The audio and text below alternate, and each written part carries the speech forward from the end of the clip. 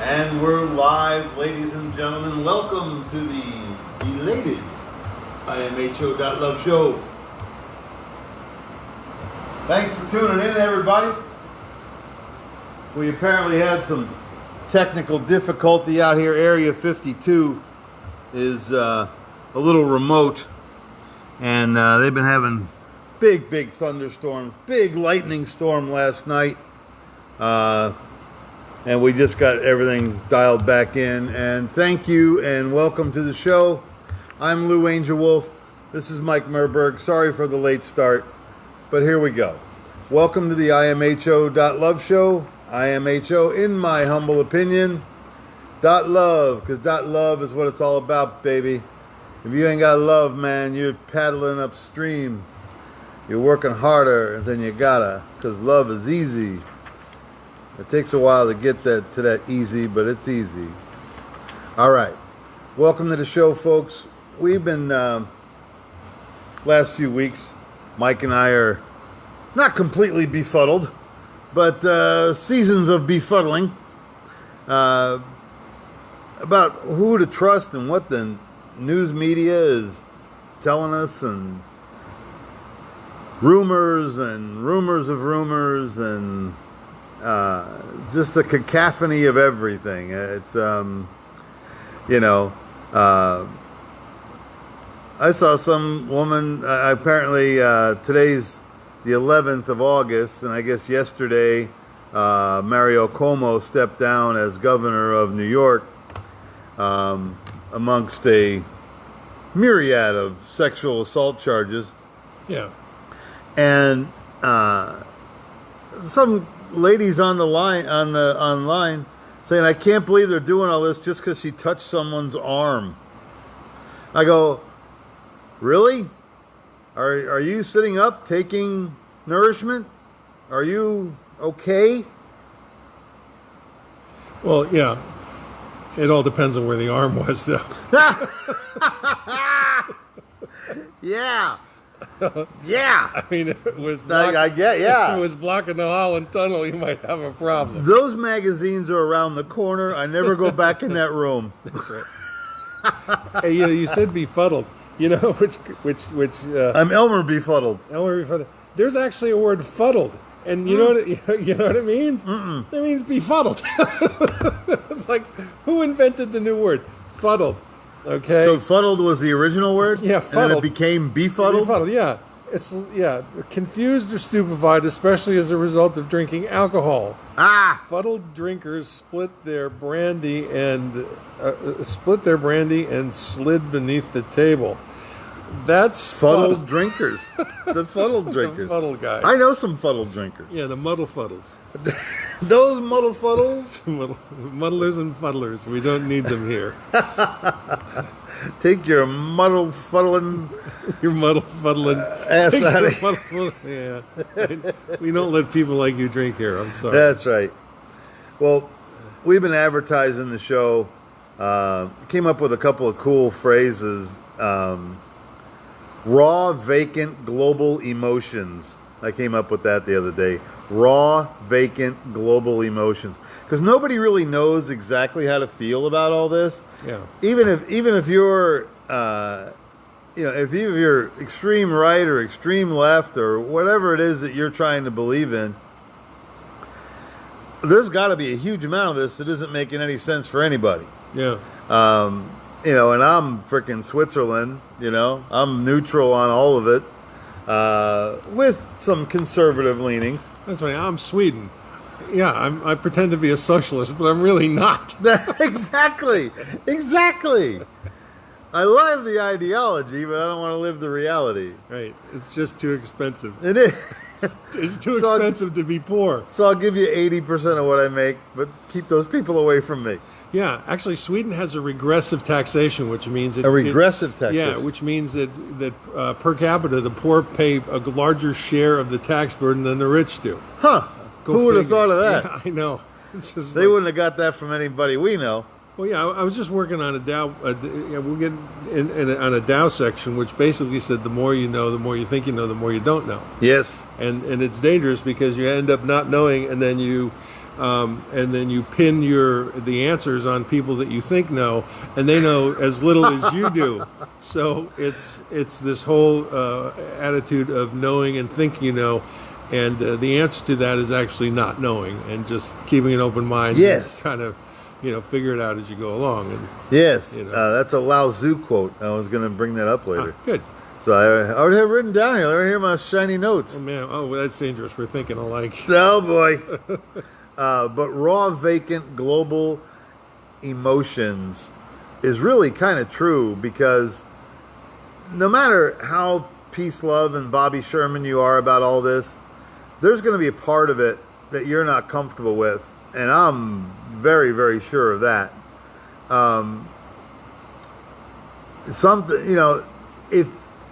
If anybody isn't noticing the huge change just in the media, just the way they're really hitting us with a ball-peen hammer in the forehead every day, about what to think, about where to go, about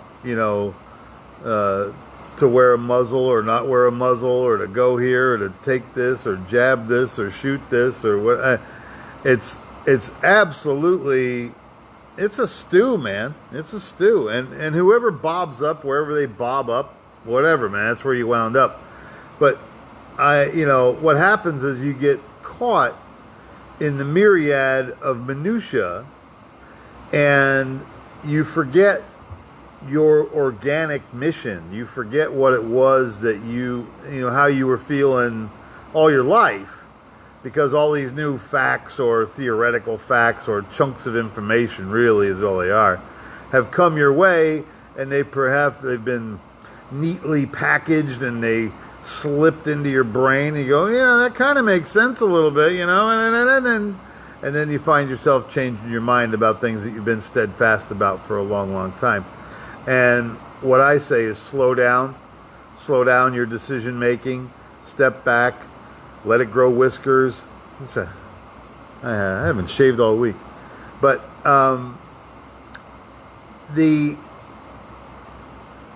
decisions that we're going to have to make here, perhaps, I don't know, maybe Superman will come, are very staggering. And you want to have your mind about you. You want to have your head about you, your wits about you. You want to have some kind of a plan, some kind of an idea of what it is that you're here for, So raw, vacant, global emotions, that's something that the world is dealing with right now. And when people have all those adjectives in front of their emotions, it's going to be a little mysterious. Well, Mike, and the other title for the show was Life Cycles, Unicycles, and Motorcycles. And we can do them backwards. Actually, I was going to start in the middle. Unicycles, a cycle with one wheel on the bottom, and the guy or the person, the rider, balances themselves and pedals the one wheel, either via direct drive or a chain. Yeah, somebody who's gotten tired of the pogo stick and decided to upgrade it to something more difficult. It's a hot rod pogo stick. And I only knew one guy. Did you know guys that could ride unicycles when you were a kid? No, I didn't hang out with the clown clown table. There was this kid, John Gacy. He was really good. But my friend Skip Zorinsky could ride a unicycle, and he was very good at it. Oh. And he was nearly as fast. He had a unicycle with chain drive. Okay. And he changed the sprocket on it, little gearhead. Right. And he made it so it would go fast. Right. So he put a small sprocket on the wheel side. Right. Yeah. Right. So this thing really kicks. He's blowing down the road just as quick as us on our bicycles. Yeah. So. Yeah. Good luck with that. But what's he doing today? He's crippled. No. Yeah. Right. No, he's not. No. It's Bob's barricades. Actually, I think he's in some kind of computer thing. He was really a smart guy too. Oh well, good. I miss him, old Skip. We had a lot of fun. He was my best friend for several years there. Him and Andy West, my buddies in the neighborhood.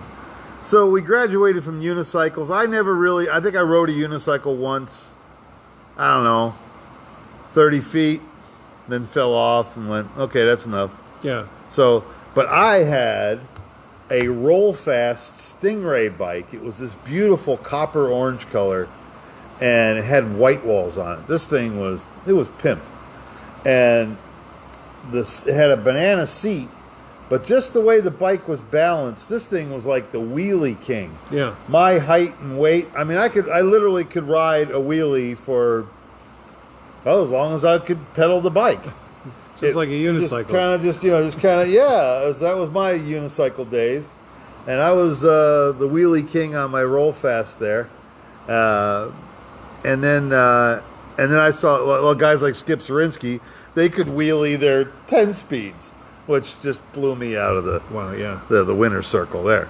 So, but and then we graduate to motorcycles, and that's where I had my first motorized bike when I was 6.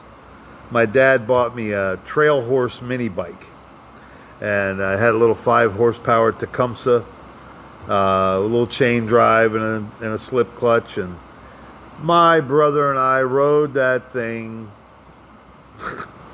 every moment. You know, we just little tank full of gas, just tank full of gas, just never shut it off. Just rode it. In this big, we lived on a chicken farm up in New Jersey with no chickens, but we had all the coops and the fields and everything in between. And my dad had mowed us out a track. So we're on the Trail Horse, man, every day, hours after hours after hours. And then, to add to the fun, Dad traded for a homemade go-kart or something. So now we had a go-kart and a mini bike in the field. And then we had a 50 Dodge in the field. So it was all too cool. But anyway, and then motorcycles, I turned around 11 or 12, and we lived right across the street from a great big orange grove, which is Royal Oak Estates now in Dunedin. And Orange Grove, the guy didn't care if we rode out there, whatever. It was great.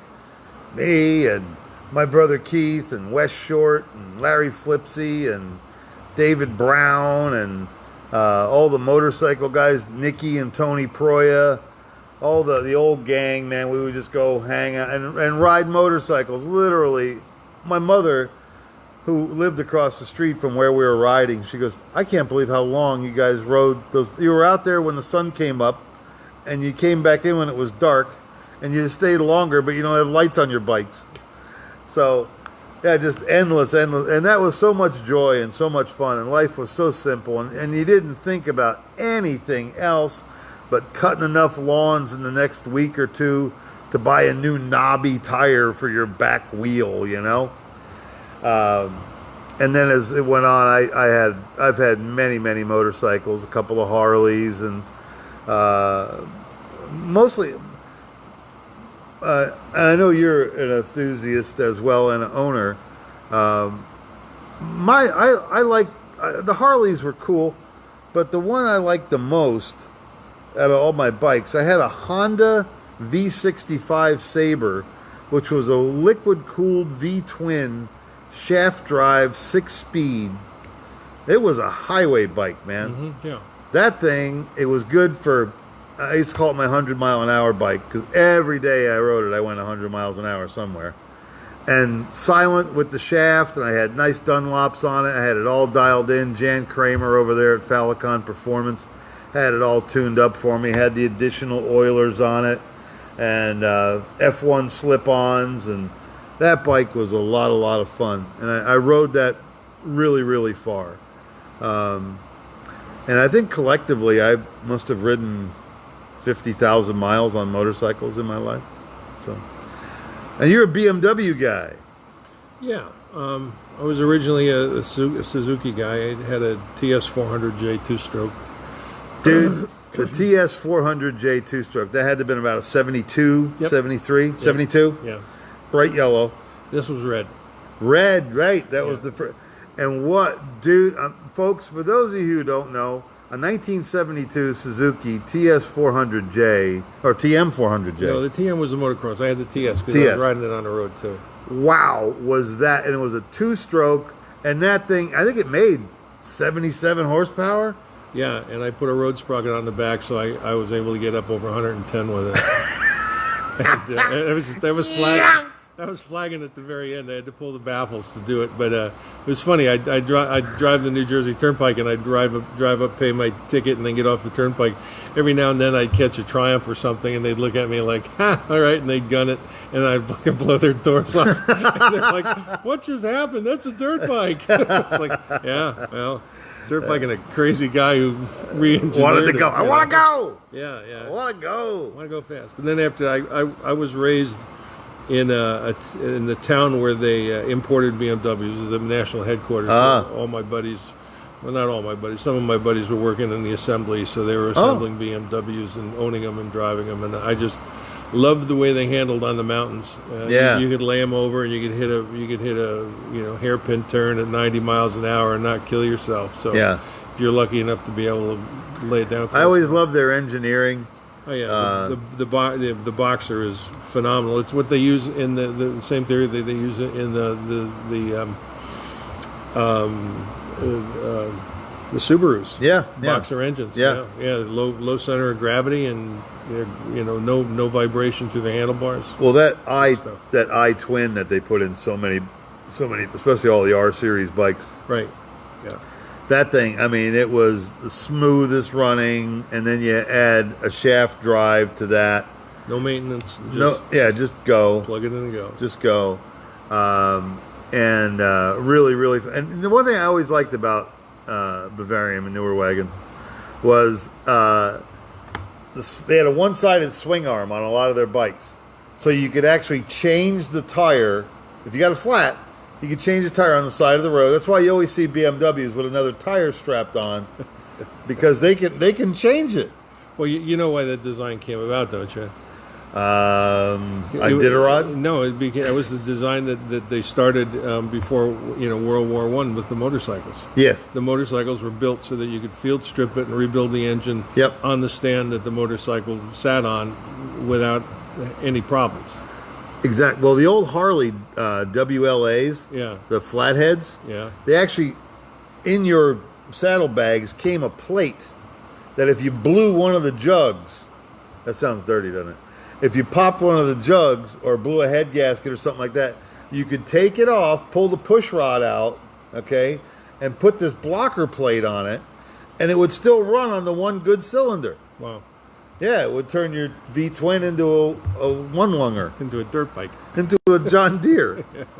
Bucka, bucka, bucka, bucka, bucka, bucka, bucka. But really, really cool. Motorcycles have just been a phenomenal part of my life, and certainly done a lot of soul searching. I did some of my stand-up comedy tours on a bike, and it's a totally different way to travel. You're on the interstate in a car, you're just zooming there. If you're on a motorcycle, for one, the interstate's not a fun place to ride. No. So we're on the blue highways. You hear that, William Least Heat Moon? I'm on your blue highways still. And you became a different kind of navigator. I had the tank bag right up on my and it had a map underneath the plastic. Because there was no GPS, there was no cell phones. There were cell phones, but I didn't have one. And you would follow the map on your gas tank, and you're always looking at the sky. You're looking at different color highways. This one's blue, which means it's kind of going to go fast, but this one's red and white. Oh, look at all these choppy numbers. So you really understood mapping. You learn to look at the terrain and all that, and I had some absolutely incredible at one with the earth moments out there on that bike. A couple times on the Harley, several times on the Honda. Just me and a machine and the wind and the earth and all the noises. It was amazing. It was I felt transparent. And but now I'm 61, and I've came off a couple of machines and wrecked a couple cars and kind of got some apparati holding my bones together. Yeah. So hitting the pavement again really isn't an option for me. No. You know, I like a lot of things. Sometimes the memories are better than the current realities. And the show comes to you from the west central part of Florida, which is experiencing the biggest population growth ever. Everybody's moving here from the Northeast and the Midwest, and come on down.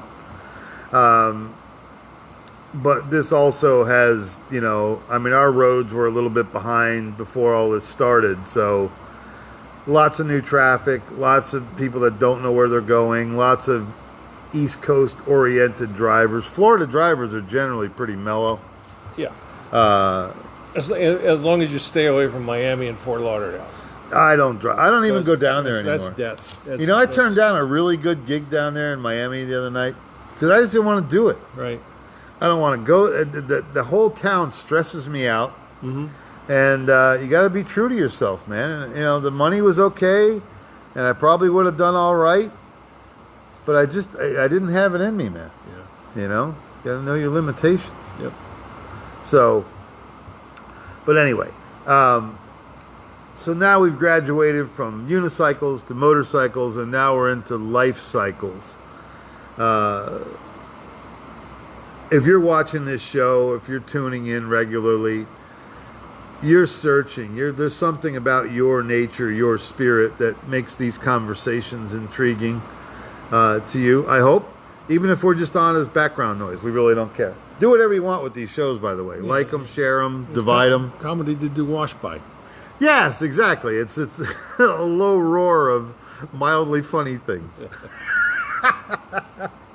But the life cycles, man, that's where it all is, in the life cycles. Things that were just part of your everyday life a long time ago, they come back around with a new reality. A lot of people, you know, I had a friend tell me how much he went through AA and this and that and the other, and he was studying the Tao, and while he was, and this was 20 some years ago. Okay, he goes, "Oh, I really got I got a lot of feed from that. I mean, I really felt, you know, I felt one with those words." And I said, "Well, when was the last time you looked at it?" He goes, "Oh, it's been 20 years." I go, "Look at it with your eyes now." Yeah. I said, "You will be amazed, man. You're going to get blown away." And Mike, a ardent student of the Tao, what we got going this week? Well, actually, I haven't had time to prepare anything this week. So, oh, good. But I did last night. I had the joy of watching a movie on Netflix. It's called Fantastic Fungi. Ah, isn't that fabulous? Yeah, I mean, it is. I mean, I've always been a fan of Paul Stamets, but there were things I didn't know about him that became evident on the show. I mean, he comes from a really brainy family. His brother went to Cornell, the other one went to Yale. They're very science-minded, but he had a horrible stutter, right? And so he couldn't socialize. So he went through 6 years of this stutter, speech therapy, and he still didn't get it right. And and rather than go to big name university, kind of found his own way in life. And he found his way to the Northwest as a logger. Yeah. And then he met an amateur mycologist, somebody who studies mushrooms, and then all of a sudden he was like hooked on the incredible biosphere, and he couldn't do enough. I mean, the guy's like a multi-millionaire so many times over right now, but that's not the story. The story is, okay, he had this stutter until he found magic mushrooms. Psilocybin. Yeah! And he tried psilocybin mushrooms and took them all. Whoa! Okay? And he had this, this wonderful, mushroom experience. It was far more than he probably should have taken, but... and he ended up, climbing up a tree during an oncoming storm, and the storm passed, And then he realized that, during the lightning and all that, he started saying, stop stuttering, you stop stuttering, stop stuttering. And he did that again and again and again and again. And he finally came down off the tree. He came down from the mushrooms, went home, went to sleep that night. And when he got up the next morning, he, passed this girl that he'd always been, interested in, but he always looked down at the ground. And she said, good morning, Paul. And he looked up and he said, well, good morning. He never stuttered again after that. Ah, I love that. All right. Mushrooms saved the day. It did. And the movie goes into the biosphere and how it's all related, how it's all intermingled, how, mushrooms. What they didn't go into is how the spores actually got here, which people believe that they came in on the interstellar winds. And then I like that. And they got here, and interstellar winds, bro. Well, they were the first things to grow on the planet. Yeah. Before humans and everything else. Yeah. And you talk about the oneness of everything. I mean, the mushrooms and the mycelia and the spores really this show really does a good job of fleshing that out. It also goes into what happened to the research in the 60s, how it was stopped, and how the same guys who were part of that 60s, they went to medical school, and they all had these great careers, and then all of a sudden somebody gets the big idea of like, well, why don't this is real promising stuff. Let's see what we can do. Let's knock on the door about psilocybin mushrooms. And then they were at Johns Hopkins, and it was like, okay, the government allowed them to do that, and the research has been absolutely astounding. They didn't mention is the research on recidivism and alcoholics. After I think after 3 years there was only a 15% recidivism rate among alcoholics, which is stupendous. But here's kind of the story, which really gripped me, is what Stamets' mother ends up suffering from systemic cancer. And she was 85, and she was too old to operate, too old for chemotherapy. And then they put her on a couple of drugs, and then Stamets and they mentioned to her about this mushroom, which is called turkey tail. And they said, well, that sounds like fun. Hey, turkey tail. It looks just like it. I've seen it in the woods before. But what happens is Stamets, she mentions to the doctor, she goes, oh, my son is the one that grows those mushrooms and is sending it, into your, is sending it into the Cancer Research Center. And immediately they call him and say, get the mushrooms over here. And he supplies the mushrooms. And then what happens? She goes on this the regimen of a couple of anti-cancer drugs and the turkey tail mushrooms, and within 6 months, 0 tumors, no cancer. Rock on. She went from tumors the size of a grapefruit, the grapefruit tumor, not the watermelon. You never survive a watermelon tumor, but she had a grapefruit-sized tumor. And I know, it's like, sorry, ma'am, you have a strawberry-sized tumor, you have a walnut-sized tumor, it's like you have a peanut-sized tumor. I think the biggest one I would want to do is like a peach. A peach? No, I just stay away from. Actually, I don't want to do any tumors. Yeah, I'm not going to do any. I'm not tumoresque. Or cysts. Cysts are bad. No, too. But I got 2 cysts. They're both a pain in the ass. Yeah. Well, sisters. Well, that's funny.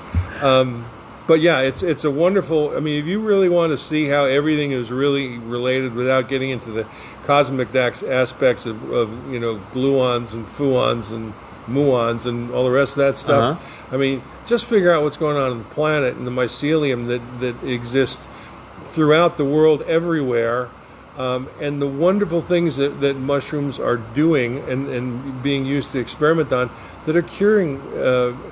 Stamets ended up patenting a mushroom-based formula in which you feed it to the termites, and the termites just eat it up, and they bring it into their termite hives, and it encourages all the other termites to go out and eat it. And before you know, the termite hive is dead. It's kind of like Amdro, but without Monsanto being involved. Okay, You know, and there's Nice. there's other stuff, and they're just starting to experiment with this stuff and come up with results. They're using it on oil spills now, because what they can do is they can take a certain kind of mushroom and drop the spores on an oil spill, and what it does, it metabolizes the carbon in the oil and breaks down the oil into nothing but dirt. Nothing but biodegradable carbon. What do they think of next? I know, and it's like they say on the show, this is so wonderful. Well, at least with the psilocybin, they go, it's so wonderful because all you need to do is take 3 of these doses, and you're done. You're finished. You have no issues to come back for. And he goes, that's not a business model for modern day pharma. That's why they're blocking all this stuff, because you're going to cure people. There's no place for big pharma. There's no money in cures. Right, and and look what's going on now. Did you see that with the price of one of the producers, the vaccine producers, went from like $22 a share to $418 a share in like a year and a half. Oh, that was the one that well, it's crazy. Yeah, Not I mean, it's all about money. Well, absolutely, and Moderna. There Moderna, it is. Yeah. Moderna. But again, and Mike and I have pointed this out several times over several shows, they really don't care if you're getting better or worse. They don't care, okay? What this whole thing is about this perpetuation of this fiat currency, this egotistical, materialistic supposition of your existence. But they don't want you to find out who you really are. They don't want you to feel all the power that you have inside. Well, we talked about it last week, but it's worth reiterating in case you missed. We've been taught in school we have 5 senses, right? We can see, we can hear, we can taste, we can touch, and we can hear, okay? 5. Which, if you think about it, those 5 senses are the ones that will allow you to be a worker. You're allowed to work. You can work there. But there's 2 more senses that we came here with that they kind of played all that down. And those 2 other senses are intuition and telepathy. You have it. You're pre-wired for it. But they fed you bad food all your life. That blinking light in your TV's been telling you all kinds of bullshit about yourself.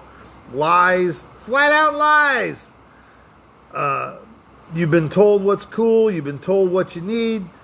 You've been controlled. I mean, all the digits in your life are all controlled. And what happens to a lot of people is they never get off the game board, and they never go find out who they are in here, who they are in here, who they are in here, who they are in here, who they are here. They never go on that adventure. And it's sad, and I guess it has to be what it is. But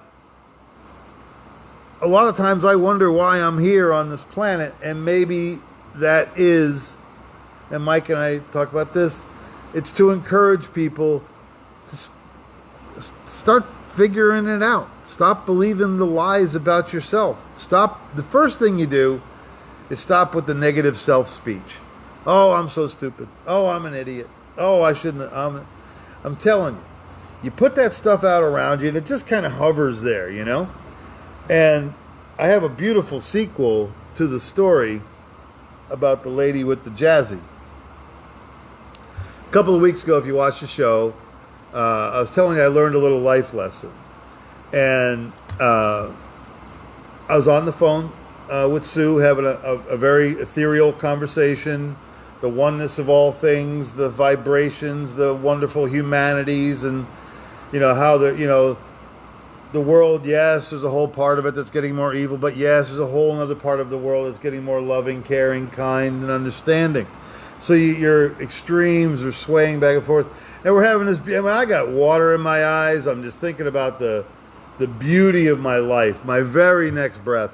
And right as I pull up to this intersection, this lady, a big lady, riding one of those jazzy scooter things, she like inches out and makes me hit the brakes, and my coffee spills and something flew off the seat. And I said, sure, I'll protect you, you morbidly obese soul, whatever the hell. I used some stupid expletive, and I went from like peace love guru dude to friggin' New Jersey asshole in a second. And Sue said, you don't talk like that. And it was and then something clicked inside me. I go, I don't really feel that way. I never call people names to their faces because they'll beat me up. No, I don't do that. I joke around with the guys. I'm a comic. I've been a comic, and a lot of times, I've tried victimless humor before, and it ain't that funny. So what I'm saying is that was like a big realization for me. Okay, fast forward to this morning, and I've been thinking like the last week, my life's pretty good. I'm sorting some things out. I'm healing from this, and I'm advancing on that, and I'm setting out into this project and that and everything's kind of okay. I got some changes coming in my life, but I'm going to be ready to accept them. And the one thing that I've noticed in this last week or so, I have not been that kind of jerky, judgmental guy. I've not said things about people's appearance or what they were driving or what they were doing. If I see stupidity, I might call it out. But for the last week, and my resetting my humility levels, I didn't say anything. I didn't run anybody down. And as a comic, hecklers and drunk people, man, you really got to be able to defend yourself. And that's where I got some of my acerbic tongue. I mean, I got a razor tongue. I make you question your family tree. But I'm not that guy anymore, and I can't do it anymore. Last week to this week, today I go to the same intersection. There's the same lady on her Jazzy, and she's pretty big. And she's hooked up some apparatus of a shopping cart behind her Jazzy so she can get all of her grocery shopping because it's 90-some degrees here. Right. And when she goes out, she's just exhausted from the shopping. And she's got clothesline and the thing's just slopping all over the place. Well, I see her. I go, that's the lady with the Jazzy. So I pull over, I park, and I walk over to her, and I explain to her, I said, I just want to thank you. You have no idea that you were one of the instruments in me learning a life lesson. That I had, you kind of pulled out in front of me, and I kind of, I kind of had a little reaction to it, and then the next moment, I felt as though I'm protecting you from oncoming traffic because there were cars coming up behind me that might not have seen you. So, but we had this beautiful moment, and I had some tie downs in the back of my car like I always do, and I actually arranged this apparatus on the back of the lady's thing so it wouldn't go anywhere. She could actually tow it behind her. So, but I just had this, it was just the most beautiful moment. I took a selfie with her, and she's just a wonderful lady, and she tells me, and she gave me she obviously communed with the idea. She says, she goes, Jesus always puts me in the right place at the right time.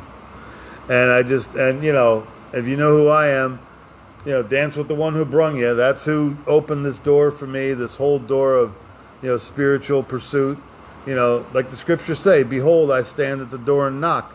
I went to the door. I opened it up. There he is. Oh my God. And he's taught me so much. But he also encourages us to keep going, man. He goes, all these miracles that I do, you can do these and more. And he wasn't selling us a pillow. You can do all these things and more. So if we can do the same miracles that the Messiah did, wow, what more is inside of us? And Mike and I, we both watched this Fabulous Fungi show, and absolutely, I mean, it is a divine intelligence in itself. Yeah. It's almost as mysterious as an octopus. Well, yeah, it's proof that there is intelligent, conscious life on the planet that's not human. Plain and simple, because it thinks. Yes. The fungi thinks. It takes, it takes from areas of overabundance and supplies to areas of non-abundance. It takes areas that are marginally making it and pushes them into other areas where they will survive and thrive. It's an amazing. It's maybe it's where we developed our own consciousness to begin with. Yes. But it is conscious in its own way. That's beautiful. And observable. Where are we at on time? Oh, it's 12 minutes left. Yeah, it's 8:27. 8:27. So we're usually wrapping up now, but we started 15 minutes late. So, but anyway, folks, this is the imho.love show coming to you live from Area 52 out here in beautiful Darby, Florida. imho.love is the home page. You can also catch this show on YouTube and BitChute and Podbean. How come I never can remember all of these? And there's one more too. Oh, the homepage, YouTube, and here, of course, on Facebook Live. We're here most Wednesday nights at 7:30. We had a little bit of a late start today. We had some Transformers. I mean, not the ones in the cartoons. The ones hanging off the telephone pole. So, we got a little bit of a late start. But the other thing, too, is I've been noticing, as I watch the show, we got people coming from. We got a new lady in Maine watching the show, Judy, and we have friends in Madagascar. We have friends in Tasmania that watch the show. Yeah, that blows me away. Yeah, it's a small world. And I know we got Russian friends, and I got my buddy Luke. He's in Belgium, so I'm just amazed at all this. Yeah, another amazing thing is here at the meetup site we now have 423 members. 420. Well, and the girl who got 420, I wrote to her and I said, you're going to be the envy of all the numerologists and all the stoners. And she wrote back to me, why? I was like, and then like the day later, she goes, I went to figure it out myself. That's funny. She had no idea what the 420 was. Oh, okay. All right. So, but she's got the honorary 420 number. And, wow. It'll be like a Delaware license plate someday. Exactly. We'll be trading for it. Exactly. Well, she would have been 421, but I really had to kick somebody off the group. So. Oh, did you? Yeah. Yeah. I hope things are working out for you in Tokyo. Okay. All right. Well, cool. So yeah, lots of wonderful new people listening, and thank you. Like, share, subscribe, tell your friends. The show's not monetized. We don't have any trinkets to sell. Just good news. If you like something we say it. Say it to somebody else. These are all words. We don't own any of them. So. And don't be telling people what to do about COVID and everything else. People need to make their own decisions on that. And, and this is we have a CE5. It's an outdoor event. There are no known cases of spreading COVID-19 outside. So there's very little we have to be afraid of, and even among those who've been vaccinated, there's a 0.01% of getting the disease again, the new wave of the disease, and either dying or being very sick from it. So that's 1 in 10,000 gets very sick and dies.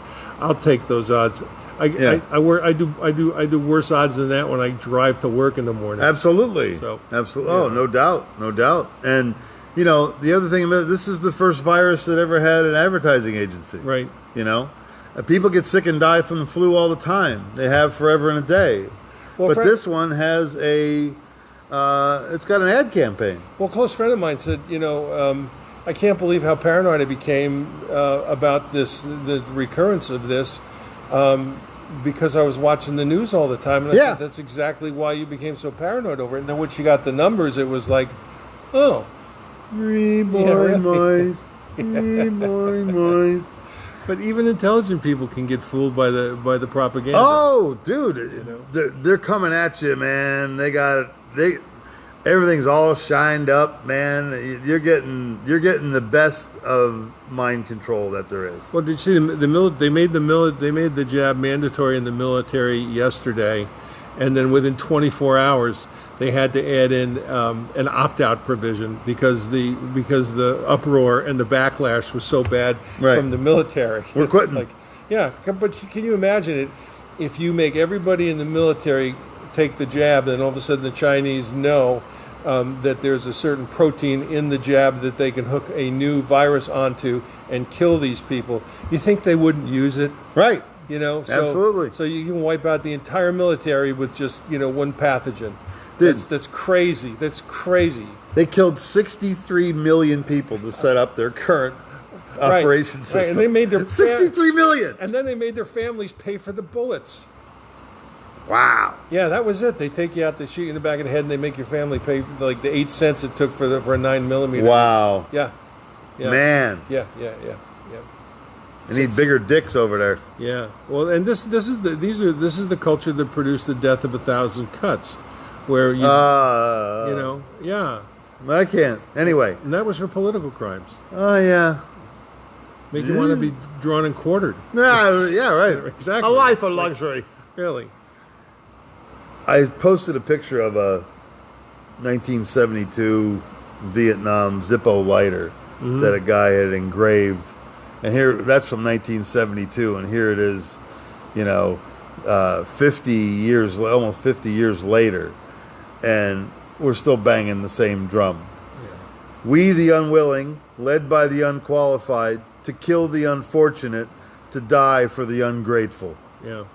Okay?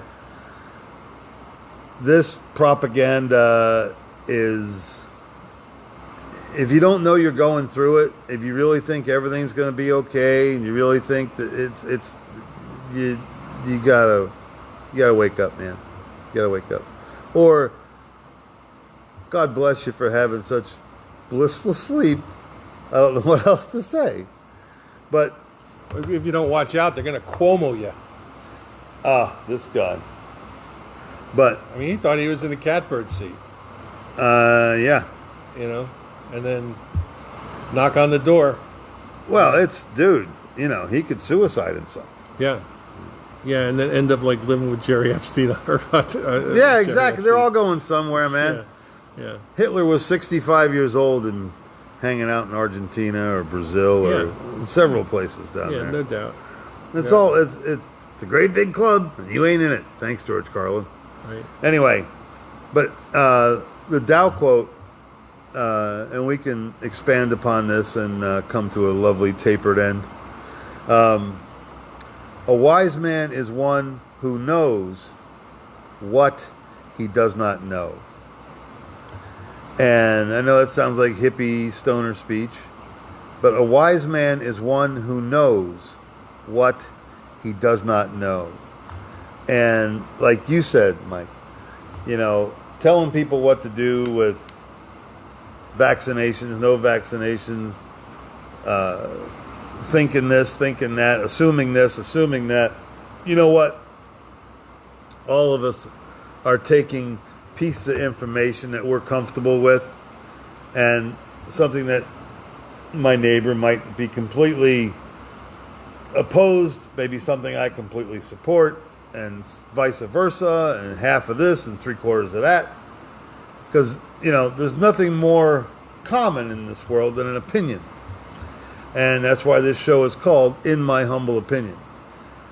And I'm not saying we have to overly define what that is, but what we kind of try to reflect on is seeing through the haze and living above the din, all that stuff, all this political stuff and TV stuff, and it's all lower vibration stuff. You can vibrate your frequency up much higher. You can go way higher. And you should, because tuning your aligning his chakras, baby, getting all your balance and your flow going. That's why we talked about unicycles in the first part of the show, because that demonstrates balance. All of our life, we've been trying to get in balance. And when you're a young guy and you really can balance on a unicycle, then a bicycle, then a motorcycle, and then as you learn to balance, you balance your life cycles. You take the acknowledgement, you take the experience of falling down and getting up, falling down and getting up. And now you have pretty good balance. You may not have incredible physical balance, but you got balance up here in your head. You got balance in your heart.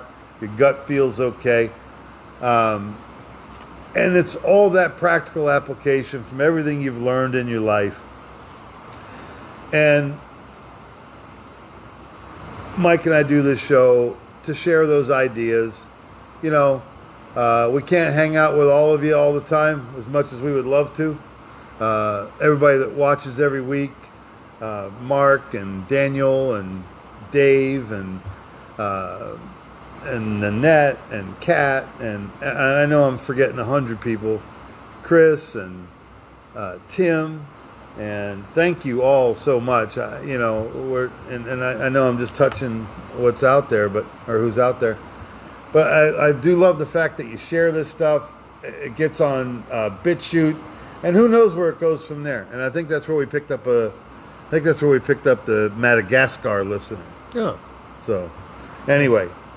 So, folks, I'm Lou Angelwolf. That's Mike Murburg. In my humble opinion.love. We're here every Wednesday night, or most Wednesday nights, around 7:30 Eastern Time. Like, share, subscribe. And this whole thing that we're talking about with the cycles.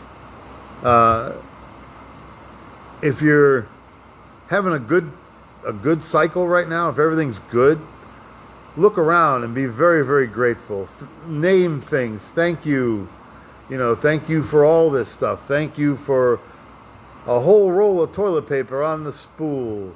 Thank you for a whole brand new thing of coffee creamer. Thank you for all these wonderful, wonderful, simple things. And if you're on a downward spiral, if you're having some trouble, you're hitting some jagged rocks, you're getting some resistance, you're unsure of yourself, just know that this cycle will end. That you will come back around. And the way you speed that along is with positive thought, positive attitude, be good to yourself, no negative self-speech, get rid of the crazy people in your life, move forward, be gentle, be kind, treat other people the way you want to be treated. It's hard to do. Ponder the energy involved to try to create some sort of unconditional love. But that one little step that I took, Sue was integral. This lady, her name is Josie, and the lady on the Jazzy is Josie. And the spirit that I walk around with all day, it really taught me a lesson. Making fun of people less fortunate than you, calling stuff out because you see it, it's different, it's funny looking, it's oddly shaped or whatever. Kind of keep that to yourself. And I'm even noticing, even after a week, that stuff's starting to fade away. I'm not having those observations. Yeah, once you change for good. You can't go back, like Alice in Wonderland said. I can't go back to yesterday because I wasn't the same person then. Yes. So before we go, what you reminded me of, I've been working on a section of the Tao, and it's about knowing and not knowing, and how knowing and thinking is only confusion. And I think there's a great knowing and thinking Yeah, it creates much confusion. So one of the greatest examples of that was the Daniel Rumsfeld saying back in February 2002, where he says, there are known knowns, there are things we know. We also know that there are known unknowns. That is to say, we know there are some things we don't know, But there are also unknown unknowns, the ones that we don't know, we don't know. Okay, you're right. Right. And I mean, if I were to write on that, I would say like, okay, Dan, what does that really mean? He didn't know. So Lao Tzu would put it this way. He would say, unlearn what you have learned and do not know anything. Wow. Unlearn what you have learned and do not know anything. There you go. Wow. Because in doing so, you open yourself up to everything. That's better than a peanut butter jelly sandwich, baby. There you go. Ladies and gentlemen, thank you so much for listening to the imho.love show. I'm Lou Angelwolf. That's Mike Murburg. Like, share, subscribe, do whatever you want with it. Love you a bunch, man. We're praying for you. We do generate a lot of prayer out of this stable, and all kinds of great stuff is happening. People that are hanging with us are blessed at every turn, and you're welcome. You're welcome. We just got member number 420, so things are moving in the right direction, man. So thank you, everybody. We love you. Be well. Be blessed. Drink some apple cider vinegar. That's good for you. You do apple cider vinegar, and you put it in a glass of cool water, not cold water. You're not supposed to drink cold water. You can drink cool water, and then you put a stevia in there. You put 2 tablespoons of I let Dr. Bragg's apple cider vinegar, 2 tablespoons in there in an 8-ounce glass of water. You swirl it around with a stevia. You stir it. You shotgun it. Man, it really helps alkaline your body. It's an amazing, amazing thing. It's a simple thing. It aids in weight loss. It helps all kinds of vitamins absorb better. And life is good, ladies and gentlemen. Love you bunches. Thanks. Hi, everybody. Hey, John. Thanks for tuning in. There's Carol.